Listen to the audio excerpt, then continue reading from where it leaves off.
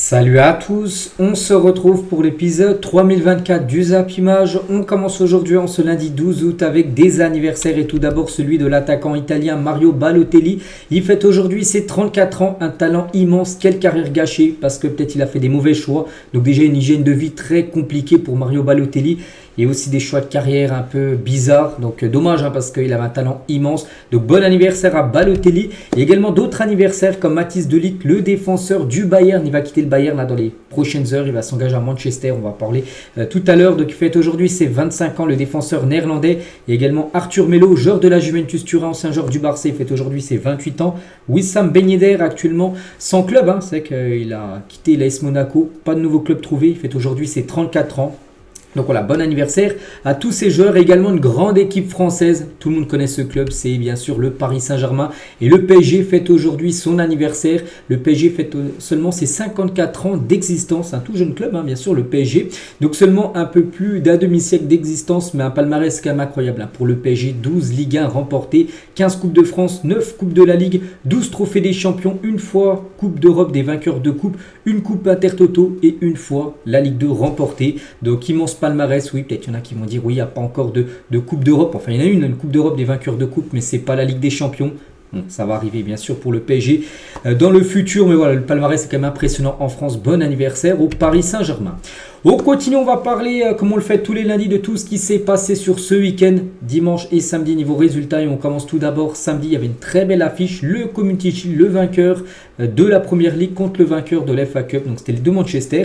Donc un partout dans cette rencontre où voilà, tous ces jeux en fin de match. Donc déjà Garnacho, il a ouvert le score à la 82e minute de jeu pour Manchester United avant que Bernardo Silva, quelques minutes après, 7 minutes après, égalise. Donc il n'y a pas de prolongation. Avant il y avait les prolongations il y a quelques années, mais là depuis 2-3 ans je crois qu'ils ont arrêté. Angleterre, il y a tellement de matchs qu'ils ont dit maintenant on passe directement au tir au but pour le Community Shield. Et du coup, tir au but, et il y a eu 7-6 pour l'équipe de Manchester City, du coup, qui remporte ce Community Shield. Déjà, premier trophée pour City pour cette nouvelle saison 2024-2025. Les statistiques de la partie, on peut voir que Manchester City a eu plus de possession de balle. Bon, j'ai pas vu le match, mais bon, je pense que j'ai pas loupé grand chose parce que quand tu as 8 tirs pour City, 8 tirs pour Manchester et seulement un tir cadré pour City, le but de Bernardo, et 2 tirs cadrés pour Manchester United. Il y a eu seulement 3 tirs cadrés dans le match, les deux équipes cumulées. Je pense que j'ai bien fait de ne pas regarder le match. Bon, c'est City qui s'en sort très bien.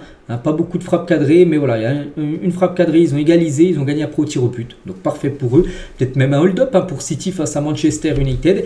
Et du coup, City remporte le Community Shield, victoire au tir au but. Et les 10 derniers vainqueurs du Community Shield, donc là, il y a eu Manchester City, l'année dernière, ça avait été Arsenal, il y a eu Liverpool, il y a eu Leicester, il y a eu Arsenal, il y a eu City. Donc City l'ont remporté 3 fois là sur les 10 dernières années à ce trophée, comme je dis, le vainqueur de la PL contre le vainqueur de la FA Cup. Et si les deux équipes ont remporté, City par exemple aurait gagné la FA Cup et la Première Ligue, c'est le premier contre le deuxième de la Ligue 1, un peu comme le trophée des champions en France avec le PSG contre Monaco. Bref, on revient les gars sur ce match et on revient sur Garnacho. C'est Garnacho, il a rouvert le score contre Manchester City, lui qui avait déjà été buteur lors de la finale de la FA Cup. Ça a été un peu une revanche entre ces deux clubs parce que la dernière fois que les deux clubs s'étaient affrontés également en match officiel, ça avait été la finale remportée par Manchester United contre Manchester City. C'était en toute fin de saison dernière. Puis là, cette fois-ci, c'est City qui s'est imposé, mais Garnacho, buteur il y a quelques semaines et buteur également ce week-end contre Manchester City. Et c'est Bernardo bien sûr qui a égalisé côté Citizen. On va parler d'Erling Haaland. Donc il a joué, et encore une finale où il a été fantomatique. En tout il a joué 7 finales avec Manchester City pour 0 but, 0 passe D. Voilà, donc oui, peut-être des fois il marque en Première Ligue ou peut-être dans des matchs un peu moins importants, mais lors des grandes finales, on va dire, avec City, c'est toujours 0 pointé pour Erling Haaland. André Onana a tenté de déstabiliser Erling Haaland au moment de son tir au but lord de la séance des tirs au but. On peut le voir qu'André Onana, les gars, il laisse totalement le côté droit là, du but totalement ouvert. Donc Haaland, les gars, a tiré de l'autre côté parce qu'Onana a fait du bluff, il a plongé bien sûr du côté là où il laissait l'espace et Haaland l'a placé, bien sûr ça fait but pour Manchester City. La même chose pour Ederson, lui aussi il a tiré les gars. Ederson, c'est pourtant le gardien de City, il a pris ses responsabilités. Et Akanji, défenseur de Manchester City, il a dit c'est peut-être l'un des meilleurs tireurs de penalty de Manchester City, Ederson, c'est pour ça qu'il a pris son tir au but contre l'autre gardien André Onana. Et du coup City s'impose lors de ce Community Shield et déjà premier trophée pour cette nouvelle génération là. C'était les tout jeunes joueurs du côté de City qui sont le présent et le futur de cette équipe. Et concernant Pep Guardiola, et je pense que ça sera sa dernière saison. Je le vois bien, là déjà il a un contrat jusqu'au 30 juin 2025 et après certainement prendre une sélection, un an de la Coupe du Monde. Et voilà, déjà premier trophée pour lui, donc son 18e trophée avec Manchester City. Donc voilà, c'est la première ligue, le trophée qu'il a le plus remporté, 6 PL comme remporté, c'est quand même incroyable pour Pep Guardiola. Donc voilà ce qu'il y a à dire sur ce Community Shield. Donc maintenant pour City ou même Manchester United, prochain match, ça sera bien sûr la première journée de Première Ligue qui arrive dès le week-end prochain. Là. On continue, on va parler également d'une autre rencontre officielle. C'était la finale des Jeux Olympiques version féminin, c'était entre le Brésil et les États-Unis et c'est les Américaines qui se sont imposées 1-0 grâce à Swanson à la 57e minute de jeu. Du coup, les USA remportent cette médaille d'or. Donc le match avait lieu, c'était samedi à 17h. Donc voilà, bon, j'ai pas vu non plus le match. Bon, ça a été un match avec un peu plus de tirs cadrés, 8 tirs cadrés, sont cumulés les deux équipes alors que City United, il y a eu seulement 3 tirs cadrés. Et c'est les Américaines qui font la très bonne opération. De retour au sommet, cette équipe américaine, parce que c'est vrai que lors des 2 derniers Jeux Olympiques, elles n'avaient pas gagné la médaille d'or. 2020 non, 2016 non, elles avaient gagné, regardez, là, 3 médailles d'or d'affilée, 2004, 2008 et 2012. Mais là, les 2 dernières éditions, par exemple, c'était le Canada qui a remporté en 2020 la médaille d'or et cette fois-ci de retour, on peut dire au sommet, vu qu'elle retrouve ce métal de couleur or, on peut dire, pour cette équipe. L'une des meilleures équipes, les gars, dans le soccer, dans le football féminin. Bon, le football masculin, c'est encore très très loin d'être parmi les meilleures équipes, mais dans les filles, les gars, c'est une redoutable équipe. Et concernant ces Jeux Olympiques, parce qu'hier, c'était la cérémonie de clôture et la une aujourd'hui du journal L'équipe gardé la flamme. Et c'est vrai que même si c'est pas du football, les gars, les Jeux Olympiques, il y a juste un tournoi de football. Voilà, on va parler très rapidement de ça, les gars, parce que hier ça a été encore magnifique ce qu'il y a eu au Stade de France avec cette cérémonie. Donc il y a un peu moins de budget, j'ai l'impression, pour la cérémonie de clôture que pour la cérémonie d'ouverture, où là c'était bien sûr grandiose. Et Emmanuel Macron qui a été touché par le groupe de Thierry Henry, qui a atteint la finale, bon, malheureusement perdu 5-3 contre l'Espagne. Il a dit: j'ai été ému par l'équipe de France de football parce que Thierry Henry s'est donné beaucoup de mal contre vent et marée avec des joueurs qui ont fait rêver les Français. Franchement, on n'a pas été aidé par tout le monde dans cette affaire. On ne va pas se mentir parce qu'on sait qu'il y a beaucoup de clubs qui ont refusé de lâcher leurs joueurs. Voilà, on va pas citer tous les clubs parce qu'il y en a énormément. Par exemple, le Real Madrid qui aurait pu lâcher peut-être Mbappé, mais voilà, ils n'ont pas voulu. C'est dommage parce qu'on aurait pu avoir une équipe encore plus forte. Mais même une équipe comme ça, enfin une équipe reconstituée comme ça, tu arrives comme à atteindre une finale des Jeux Olympiques. Dommage que cette finale a été perdue. Et du coup, le tableau final des médailles pour la France. Donc c'est 64 médailles en tout, dont 16 en or et 26 en argent, dont une pour le tournoi foot, bien sûr. Donc les filles, elles n'ont pas reçu de médaille parce qu'elles ont été éliminées dès les quarts de finale contre les finalistes, le Brésil. Donc c'est les États-Unis et la Chine qui finissent en tête. Et Paris, les gars, fait quand même mieux que lors des dernières éditions avec 64 médailles, mais surtout les médailles d'or. Voilà, à Tokyo, il y a 4 ans, il y en avait 10 là aussi, 11, 7, 11. Ils sont au même niveau. Enfin, non, je crois qu'ils ont battu une médaille de plus que le record d'Atlanta en 96, où il y avait 15 médailles d'or. Donc là, ils sont à 16. Donc voilà, grande réussite. Et J-9 avec les Jeux Paralympiques, il y aura aussi un tournoi de football. Je crois que c'est le CC Foot qui aura. Voilà, bien évidemment, de ces rencontres-là. Et pour les prochains Jeux qui seront à Los Angeles, J-1432 avant l'ouverture de ces Jeux Olympiques 2028, le 14 juillet 2028 exactement. Ouvriront ces Jeux à Los Angeles. On continue, les gars, on clôture cette page JO. Voilà, on en parlera pratiquement plus, vu que, à part s'il y a 2-3 encore infos à parler. Mais nous, on bascule aussi sur les autres matchs du week-end. Donc là, j'ai parlé de 2 matchs officiels, le Community Shield et la finale des Jeux Olympiques. On va revenir sur pas mal de matchs amicaux. Et le Paris Saint-Germain jouait son dernier match de préparation contre le RB Leipzig. Et c'était samedi, j'ai regardé un peu le match. Il y a eu un partout entre ces deux équipes. Donc Luis Openda, buteur pour Leipzig, et Ramos a égalisé à la 70e minute de jeu. Donc voilà, prochain match du PSG dès vendredi. Déplacement au Havre pour le match d'ouverture de cette nouvelle saison de Ligue 1. Arsenal jouait contre l'équipe de Lyon. Arsenal s'est imposé 2-0. Donc William Saliba et Gabriel, les 2 défenseurs centraux de cette équipe, ont été les 2 buteurs. Il y a noté que les 2 buts ont été inscrits sur corner. Voilà, donc c'est à chaque fois Declan Rice qui a tiré les corners. Donc corner pour Saliba, but, et corner pour Gabriel, but. La charnière centrale d'Arsenal a fait mal bien sûr à cette équipe de l'OL.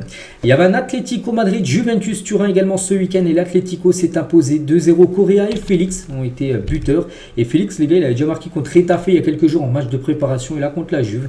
On verra, parce que ce joueur, on ne sait pas s'il va rester, il va partir, on n'en sait rien. Il était prêt au Barça saison dernière. On verra. Mais ouais, il a fait plutôt une pré-saison correcte. Maintenant, prochain match, ce sera un match de championnat parce que la Liga reprend également ce week-end. Chelsea contre l'Inter Milan, c'est également le dernier match de préparation pour ces deux équipes et un partout. Marcus Thuram a été buteur côté Inter, plutôt rare de voir Marcus Thuram buteur, et Hugo Choukou buteur côté Chelsea à la 90e minute de jeu. Et ça que cette tournée de pré-saison de Chelsea moyenne, donc 6 matchs, seulement une victoire. Je crois que vous avez gagné, je me souviens plus, peut-être le Celtic, non, club américain, je crois, une équipe mexicaine si je me souviens. Sinon voilà, seulement une victoire en 6 matchs pour Chelsea, 2 matchs nuls et surtout 3 défaites. Donc prochain match pour eux, première journée, où en plus ça sera un énorme match les gars, il y aura un Chelsea-Manchester City lors du premier match de Première Ligue qui arrive ce week-end. Donc bonne chance bien sûr à cette équipe de Chelsea qui a beaucoup recruté. Et à noter que Chelsea a encore un blessé, c'est Reece James qui est blessé quand même depuis pas mal de temps.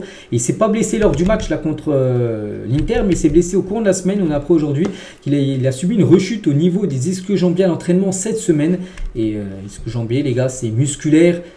Déjà, il n'a pas joué bien sûr contre l'Inter ce week-end. Il ne devrait pas jouer contre Manchester City. C'est comme le capitaine numéro 1 du côté de Chelsea. Et c'est vrai que le nombre de pépins physiques de ce joueur, c'est terrible. Regardez, toutes les saisons, la saison dernière, il a loupé 38 matchs. C'est le pire nombre de matchs manqués sur les dernières années. 25, 29 et 26 matchs manqués. C'est un joueur qui se blesse énormément. Reece James, on lui souhaite bien sûr grosse force parce que ça va être compliqué mentalement, physiquement, ce qui lui arrive. Blessure sur blessure. Et toujours avec cette équipe de Chelsea, toujours lors du match là contre l'Inter, ils ont présenté un nouveau joueur. En plus, je l'avais dit il y a quelques jours, Here We Go de Fabrizio Romano. Ça, c'est fait. C'est ce joueur-là. Donc, peut-être qu'il y en a qui ne le connaissent pas. C'est Pedro Neto. Bon, là maintenant, avec le nom, je pense que vous savez qui c'est. C'est un joueur portugais. Et il a été présenté lors de ce match. Et officiel, Pedro Neto quitte Wolverhampton et signe à Chelsea contre 60 millions d'euros. Voilà, Chelsea plus 3 millions de bonus. On peut rajouter aussi les bonus. Encore un nouveau joueur du côté de Chelsea. C'est un milieu de terrain. Ils en ont déjà, je ne sais pas combien, au moins une dizaine. Ils ramènent un nouveau joueur sous contrat. Donc voilà, bienvenue à lui et bonne chance à lui parce qu'il y aura bien évidemment une énorme concurrence. On continue avec d'autres rencontres amicales bien sûr. Liverpool-Séville. Liverpool s'est imposé 4-1 pour le dernier match de préparation pour ces deux équipes. À noter que Luis Diaz a été auteur d'un doublé.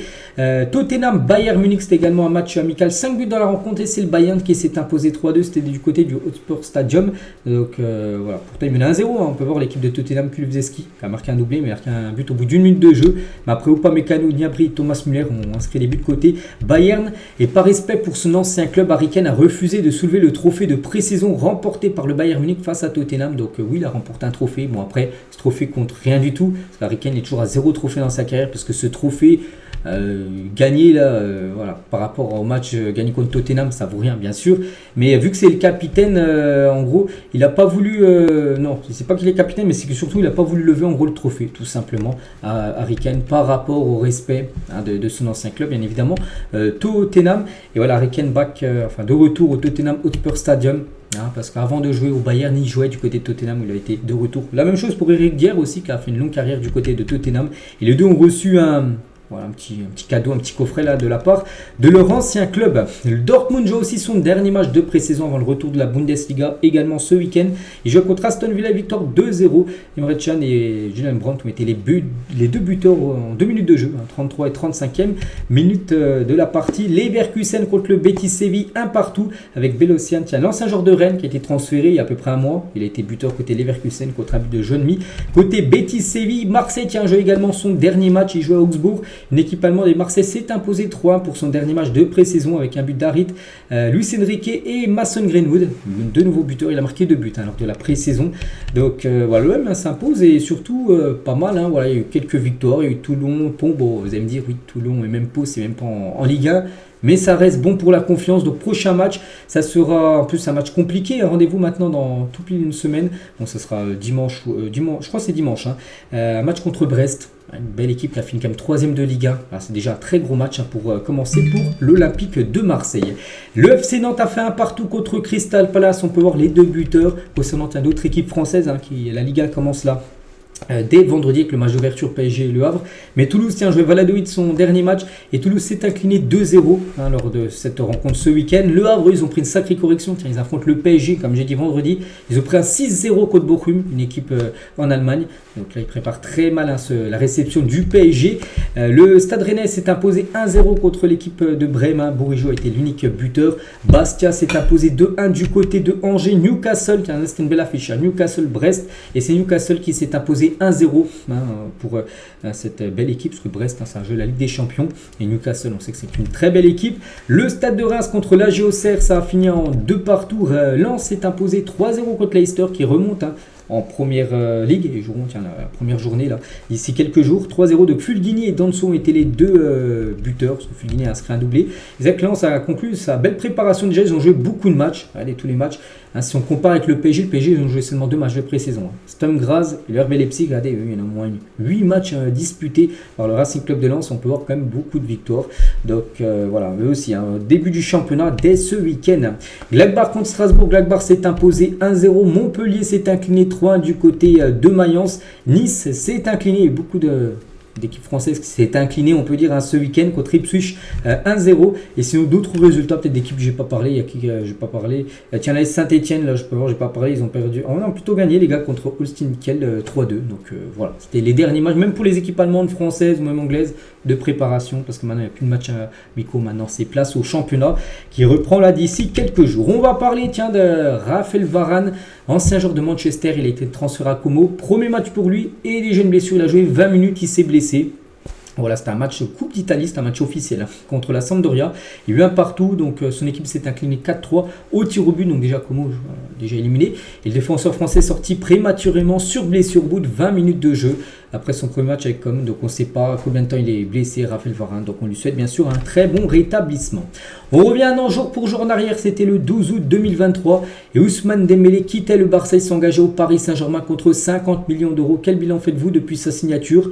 Au début très compliqué, on se souvient les 2 premiers mois ont été très compliqués, il n'arrivait déjà pas à faire, il était pas bon. Bon, après ça a été un petit peu mieux, mais bon voilà, finition ça reste très compliqué pour Dembélé. On verra, on espère que la saison sera bien meilleure pour lui. Tiens, une autre grande signature, pareil, un an jour pour jour, c'était le 12 août. C'était Harry Kane qui quittait Tottenham et s'engageait au Bayern Munich contre 116 millions d'euros. Donc un an après, si on fait le bilan, donc il a fini comme meilleur buteur bien sûr de Bundesliga, mais 0 trophée, ça c'est complètement fou pour Harry Kane. Bon, peut-être un trophée là cette saison, ce qu'on espère pour lui. Toujours tiens avec les jours pour jour, il y a 4 ans jour pour jour, c'était un 12 août 2020.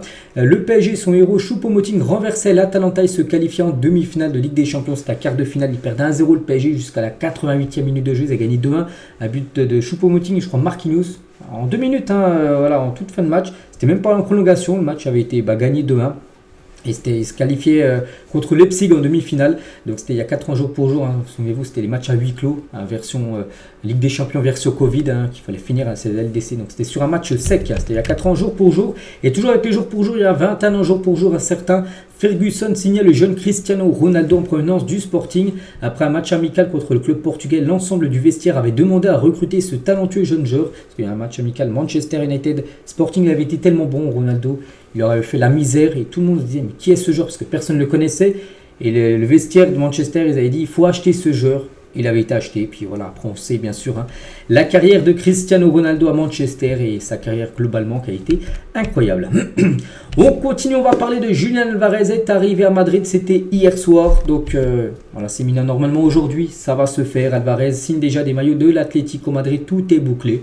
Comme je dis, l'annonce officielle devrait être aujourd'hui, on parle d'un transfert de 70 millions d'euros fixes et 25 millions de bonus, ce qui montrait le transfert à 95 millions d'euros. Lui aussi, c'est quasiment fait. Emerson Royal est arrivé à Milan. Il va quitter les Spurs pour s'engager avec les Rossoneri. On parle d'un transfert aux alentours des 18 millions d'euros. Ça aussi, ça devrait se faire certainement aujourd'hui, demain. Voilà, on est déjà à Milan, donc s'il passe la visite médicale est ok, ça sera officiel dans la foulée. Lui, c'est officiel. Rulli, on avait parlé pas mal la semaine dernière. Ça y est, les gars, sous ses nouvelles couleurs de l'Olympique de Marseille, devient le gardien numéro 1 de Marseille, ce gardien argentin qui avait gaulé le quart de finale entre l'Argentine et la France là aux Jeux Olympiques. Donc, prix du transfert 3 millions d'euros qu'a déboursé l'Olympique de Marseille. Il remplace Paul Lopez. Concernant Ansu Fati, donc un journée en 2002 aurait été prié de trouver un nouveau club. C'était par Deco, directeur sportif du Barça. Il est parti voir Ansu Fati, lui a dit il faut que tu trouves un nouveau challenge. Il a été prêté déjà à Brighton saison dernière. Donc là, il a commencé la pré-saison très tôt, le 10 juillet, donc il y a plus d'un mois. Le problème, c'est qu'il s'est blessé juste avant la tournée américaine. Et en gros, le Barça ne compte pas sur lui. Il doit de nouveau être prêté, vendu, peu importe. Et pourquoi pas des retrouver avec 2HB pour enflammer le Vélodrome, imaginez. Imaginez parce que 2HB, il avait coaché à Brighton, maintenant 2HB est à Marseille. Pourquoi pas Fati à Marseille, ce serait incroyable. Toujours du côté du Barça, et lui c'est officiel et c'est une légende, c'est Sergi Roberto annonce son départ du FC Barcelone. J'ai pas la durée, mais je crois qu'il a resté au moins plus de 10 ans facile au club, hein, du côté du Barça. On se souvient peut-être de lui, de son plus gros moment, la remontada, où il avait marqué le 6e but contre le PSG, le but bien sûr de cette remontée incroyable. Donc voilà, Roberto annonce son départ du FC Barcelone, il devrait continuer sa carrière aux États-Unis. Concernant Désiré Doué, il a dit qu'il allait prendre sa décision après les Jeux Olympiques, ça c'est fini les JO.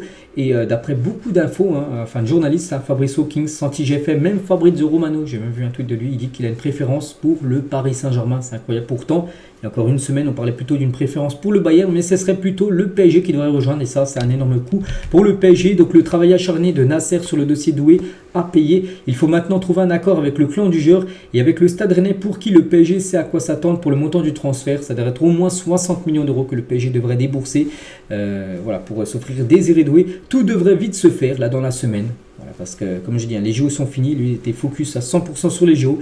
Et c'est bien parce que cette pépite devrait rester en Ligue 1. Parce qu'il aurait pu partir en Allemagne, hein, du côté du Bayern. Mais il devrait rester au PSG. Donc ça, c'est une magnifique bonne nouvelle. Bon, pour l'instant, encore rien de signé. Mais voilà, si tous ces gros journalistes, les gars, très fiables, disent qu'il a choisi le PSG, ça sent très bon pour Paris. Le transfert de Samu Omorodion à Chelsea a capoté pour des modifications du contrat. Lui, j'avais parlé aussi il y a quelques jours, j'ai dit il était proche de Chelsea, puis des fois ça capote les transferts. Lui, ça a capoté. Donc l'Atlético rate une vente à 50 millions d'euros. Victor Osimhen est la nouvelle priorité des Blues. Voilà, donc voilà, ce joueur qui devait aller à Chelsea, du coup, il n'ira pas à Chelsea, à part s'il y a un changement de... un coup de théâtre, on peut dire, parce que Chelsea vise plutôt Osimhen ou peut-être Félix aussi, qui pourrait peut-être être. Fabrizio Romano, il dit Chelsea, l'Atlético discute d'un potentiel transfert de Félix après que le deal avec Samu Omorodion ait capoté. Donc voilà, soit Félix, soit Osimhen pourrait débarquer du côté de Chelsea. Un Erwigo pour Andrés Carlos au Stade Rennais. Coût du transfert 10,5 millions d'euros plus 3 millions d'euros avec 15% de clause à la revente. Voilà, concernant ce joueur que je ne connais pas, je ne cache pas. Je ne sais même pas s'il évoluait en Europe.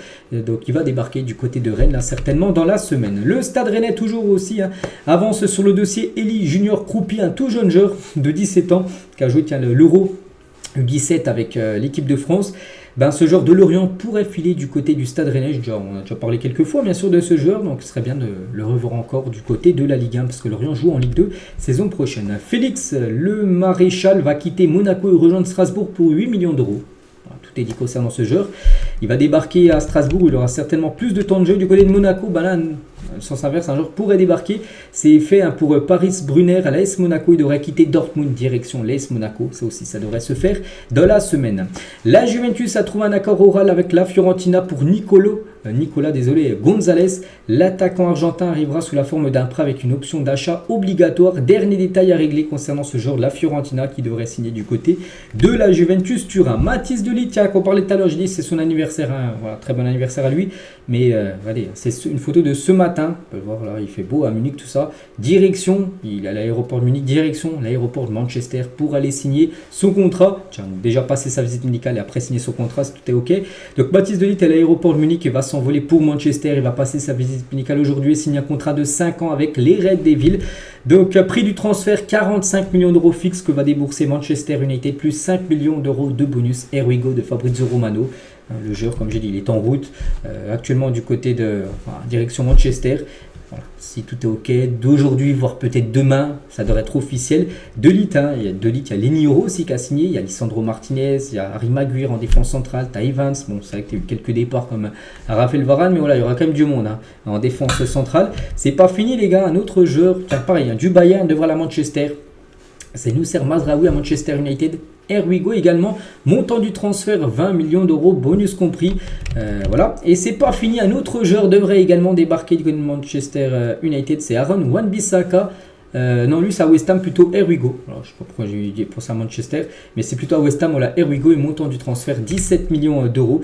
Donc voilà, concernant la valse, on peut dire, des défenseurs à Manchester qu'avec De Ligt, avec Mazraoui et avec Wan-Bissaka. Lui plutôt qui quitte, voilà, c'est plutôt ça, il quitte Manchester. C'est pour ça que Mazraoui arrive, parce que Wan-Bissaka quitte Manchester et direction l'équipe de West Ham. Et c'est vrai que Manchester, les gars, a dépensé quand même 272 millions d'euros, c'est énorme, pour amener 5 des anciens joueurs de l'Ajax d'Eric Ten Hag à Old Trafford au cours des 2 dernières années. Il y a eu Anthony, il y a eu Sandro, il y a André Onana, Mazraoui et De Ligt. Donc c'est vrai que c'est que des anciens joueurs quasiment de l'Ajax Amsterdam. coaché par Erik ten Hag, et maintenant Erik ten Hag est le coach de Manchester United, donc il reveut en gros ses anciens joueurs qu'il avait coachés à l'époque.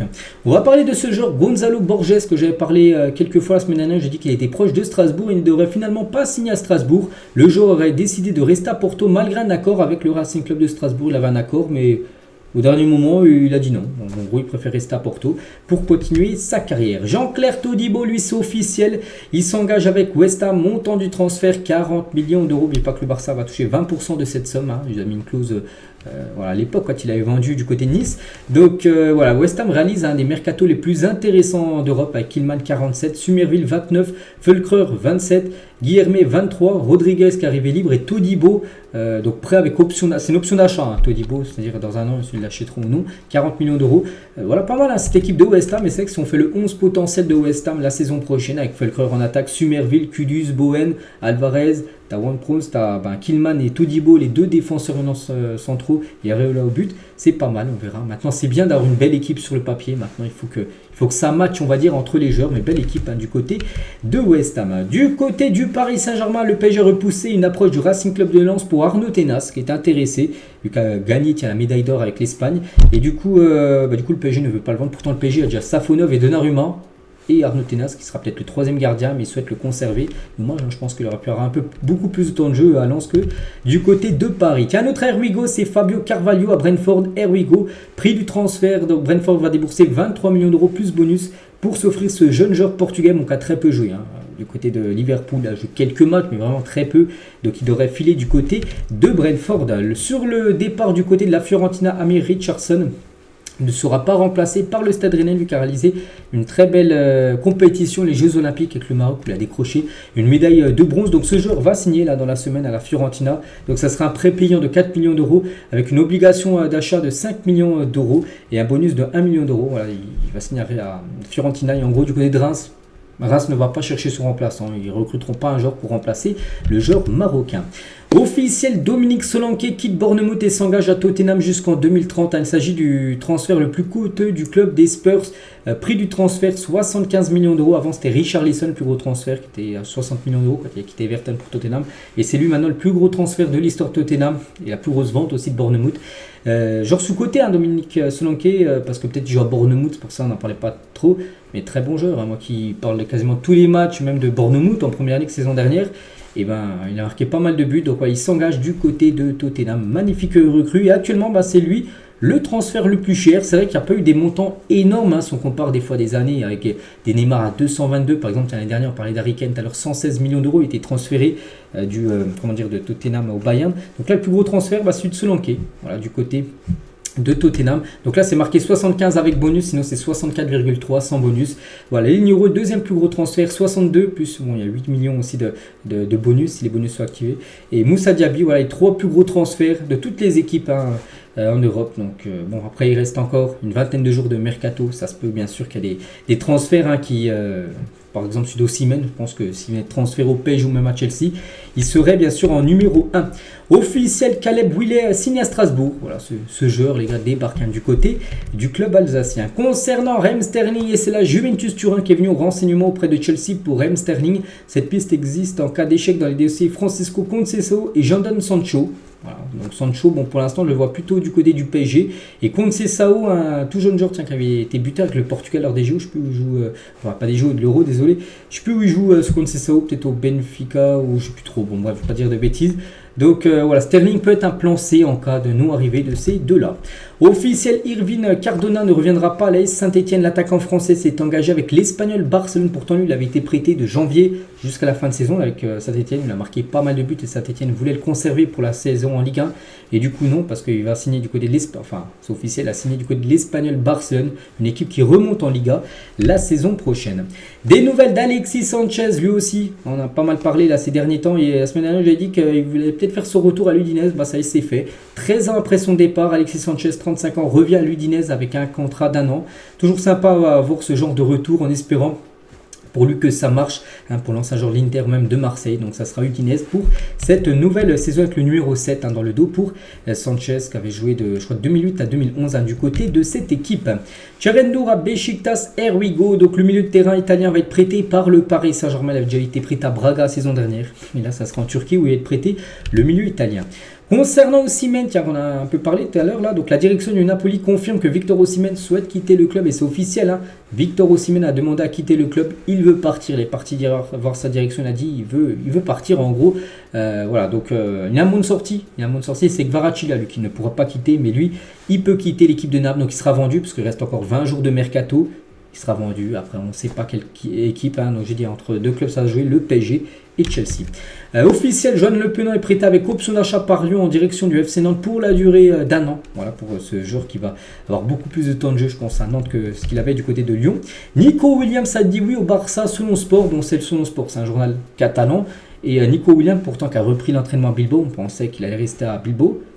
Le mercato est encore ouvert, tout peut arriver, on a vu tellement de coups de théâtre au mercato des joueurs qui n'allaient pas arriver, qui sont arrivés, des joueurs qui étaient à deux doigts de rejoindre un club qui n'ont pas signé. Donc lui les gars, pourquoi pas, Il nous a dit qu'il voulait venir cet été, affirme des sources au FC Barcelone. Au club, il pense qu'il signera la semaine prochaine, maintenant c'est cette semaine. Donc là c'était une info de ce week-end, donc là comme je disais la semaine prochaine, c'est à partir de lundi là jusqu'à dimanche. Le club catalan doit maintenant trouver la bonne structure financière pour le signer. À Bilbao, Nico Williams a une clause libératoire de 58 millions d'euros, donc voilà, il a donné son feu vert pour rejoindre le Barça. On verra, ce serait une grosse recrue, bien sûr. Après, Daniel Mo, c'est officiel. S'il faut Nico Williams, les gars, ça peut être très très lourd la saison prochaine du côté du club du Barça. Kubo, tiens, ne mâche pas ses mots au sujet de l'Arabie Saoudite qui lui proposait un salaire annuel de 40 millions d'euros annuel. Il est devenu l'un des joueurs les mieux payés au monde, il a dit. J'ai une offre folle, mais ça ne m'intéresse pas. Ce qui compte le plus pour moi depuis que je suis petit, c'est de jouer contre les meilleurs et avec les meilleurs. C'est un jour prochain ou lointain, l'Arabie Saoudite devient la meilleure ligue du monde par son mérite sportif géré. Mais pour le moment, elle n'est attractive que financièrement, bien sûr, par rapport au gros salaire. Je dois rester dans une ligue d'élite, donc la Liga où il est actuellement. C'est ça mon rêve, pas l'argent, sinon j'y serais déjà. Voilà, donc lui, bien sûr, il y a des joueurs qui disent, ils ne le disent pas tous ouvertement, mais là ils vont en Arabie Saoudite, disent par rapport au niveau du championnat, c'est par rapport aussi que les salaires sont hauts. Donc lui il le dit ouvertement que l'argent pour l'instant, ça n'intéresse pas trop, même s'il touche déjà un beau salaire à la Real Sociedad, il pourrait toucher 40 millions d'euros, les gars, c'est quasiment peut-être 10 fois plus ce qu'il pourrait toucher en Arabie Saoudite qu'à la Real Sociedad. Mais pour l'instant, il préfère jouer encore dans les grosses ligues européennes, tout simplement, Kubo. Donc voilà, bon après, c'est pas le... Après, chacun, bien sûr, a son opinion, chacun fait ce qu'il veut, comme Ismaël Benasser. Donc lui, il ouvre vraiment la porte à un transfert en Arabie Saoudite. Il lui reste très attaché à Milan, il ne compte pas forcer un départ, il ne partira qu'en cas d'offre satisfaisante pour lui et pour le club de Milan. Donc voilà, Benasser a exprimé à des dirigeants son désir de rejoindre le championnat saoudien. Mais il faut que lui, il trouve son compte et aussi que l'AC Milan, il trouve son compte, bien sûr, en touchant un chèque, en vendant, bien sûr, Ismaël Benasser. Maximilien Bayer à Dortmund, c'est fait, donc on peut dire here we go, donc montant du transfert 30 millions d'euros, contrat de 5 ans pour ce joueur qui va débarquer du côté du BVB. Lui aussi c'est fait, officiel. Christian Mawissa s'engage avec Monaco jusqu'en 2029. Monaco a déboursé 20 millions d'euros, bonus compris, concernant ce joueur. Pourtant, tiens, le président de Toulouse, il y a quelques semaines, a dit qu'il est intransférable. Et voilà, tiens, regardez, des joueurs intransférables qui sont transférés quelques semaines après. Donc, bonne recrue, enfin, très belle recrue du côté de l'ASM. Des nouvelles aussi, tiens, de Amin Harit, buteur ce week-end lors du match amical de Marseille. Et après avoir récemment recruté Vitinha, Malinowski et Strootman, le Rénois, ou le Génois plutôt, s'intéresserait dorénavant à notre Marseillais Amin Harit, qui est sûr, même s'il a joué, il a été buteur contre Augsbourg là, ce week-end avec Marseille.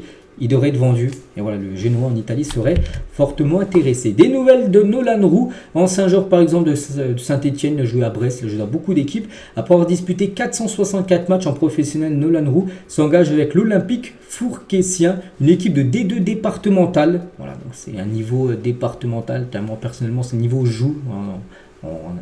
En amateur, en senior. Donc voilà, bon, c'est une belle recrue bien sûr pour cette équipe de D2 départementale. Bruno Fernandes va prolonger à Manchester United jusqu'en juin 2027. Voilà, prolongation de contrat là imminente pour Bruno Fernandes. Concernant Mbappé, tout indique que Mbappé sera titulaire face à l'Atalanta. C'est un match, je pense que beaucoup de personnes attendent.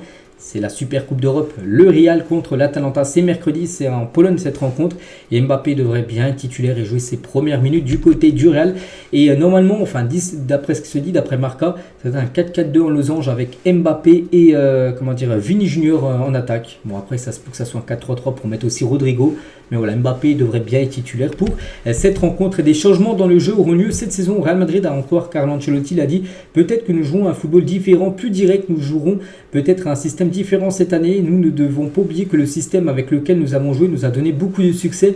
Mais nous pouvons essayer un nouveau style. Bon, il a utilisé le 4-4-2 la saison dernière en losange. Le 4-3-3 saison dernière. Peut-être un nouveau dispositif, on ne sait pas. Mais voilà, il y aura de la nouveauté avec les joueurs qui sont arrivés quand même. Mbappé, il va devoir organiser tout ça, on peut dire, pour son nouveau Real Madrid.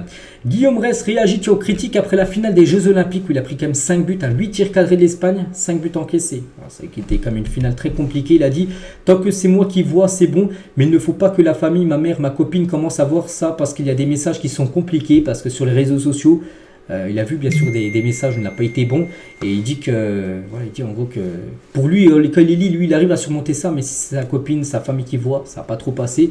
Mais c'est comme ça, c'est le foot. À partir du moment où Mbappé est critiqué, je pense que je vais l'être aussi, c'est comme ça. Il faut passer à autre chose, les gens ont leur avis, on n'écoute pas et on reste focus sur soi-même. Donc il a lu tous les messages désastreux qu'il a pu recevoir par rapport à cette finale des Jeux où il n'a pas été bon, comme j'ai dit les gars, il a encaissé beaucoup de buts et voilà, il passe à autre chose, il peut faire que ça, on aura beaucoup de force parce que c'est compliqué bien sûr par rapport à ce match où il a été très moyen. Antonio Rudiger a accompagné son jeune coéquipier à l'hôpital après sa blessure à l'entraînement puis jusqu'à chez lui. Courage petit frère, voilà par rapport à Juan Martinez. Donc ça tout jeune joueur de 16 ans, c'est le futur et le présent actuellement du Real Madrid, poste de défenseur central. Il devait même être dans le groupe pour le Real contre l'Atalanta. Après-demain et du coup il s'est blessé, rupture des ligaments croisés, ce tout jeune joueur. Et c'est Rudiger, il l'accompagne à l'hôpital pour qu'il se fasse opérer, s'est fait opérer, tout ça. Voilà, bien sûr, grosse force à ce tout jeune joueur. Et on finit aujourd'hui, et c'est officiel, Adidas dévoile les nouveaux 3e maillots de la Juve, de Manchester United, du Real, d'Arsenal et du Bayern. Maillot au style rétro présenté par des légendes et c'est magnifique. Zidane présente le maillot du Real qui est debout. Vieira il présente juste à côté là, le maillot de Arsenal, le 3e maillot. Bon, c'est un tout petit là, mais bon, vous pouvez voir Schöstlinger tout à droite, le maillot du Bayern. Del Piero, le maillot, je ne sais plus c'est lequel, voilà là. Et Rio Ferdinand, le maillot de Manchester United. Donc voilà, c'est les 3e maillots. Et à noter que tous ces 3e maillots, les gars, ce ne sera pas le Adidas. Ce sera l'Adidas version à l'époque vintage, bon, c'est avec des plumes là. Donc bref, voilà, c'était une petite info pour finir cet épisode. On finit avec ça aujourd'hui. J'espère que ça vous a plu. Donc nous on se retrouve demain, bien sûr, demain mardi pour le prochain numéro. Je vous souhaite une très bonne journée et à demain.